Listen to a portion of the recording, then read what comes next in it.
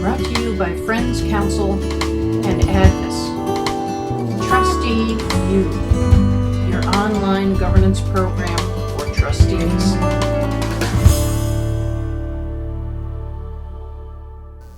So I think it's really important to think about the contrasting with the typical way that boards do business compared to this new way of engaging in the boardroom. And it's not without challenges, and we can talk about some of that. But just to get started, if you think about a board that's going to embark on a building project, and lots of times what board members want to do then is just dive right into what's it going to cost, what's the square footage, what's the content of the materials we're going to use, is it going to be green, are we going to, and they're right down into the fiduciary.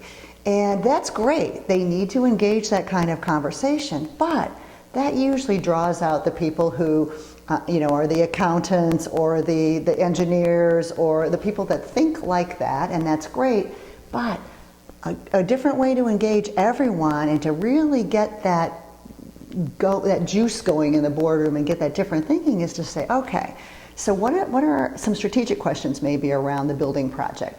What are our competitors doing? Do we want to be seen more as a place that is green and we're going to build a certain kind of building, or do we want to be seen in a different light? How might we use this space on our campus? How do we envision the future of this space on the campus? So it's not just for this moment and a naming opportunity or wherever the case might be, but what's it going to be like for this space into the future? And what will, if we do this particular project, and this gets further upstream into the generative, what will people be thinking we value at our institution? What are they going to see embodied in this building project? Those kind of, and where should we put it? All those kinds of things can enter into the conversation that make it much more interesting than if we just tackled it from square footage and the content of the construction and what color scheme we're going to use or something like that. And to ensure that we're also in that higher level conversation thinking about the stakeholders in the decision. So something like a building project, you might think, well, that's pretty cut and dried, but if we're thinking about a building that's going to be there forever, hopefully, what's it going to take in terms of maintenance and upkeep, and is this something that we want to really add to how we envision our campus, how we can envision the use of space? So I've seen schools tackle that kind of issue quite differently. Everything from, if we're going to build a new athletic facility, what's going to be state of the art going forward?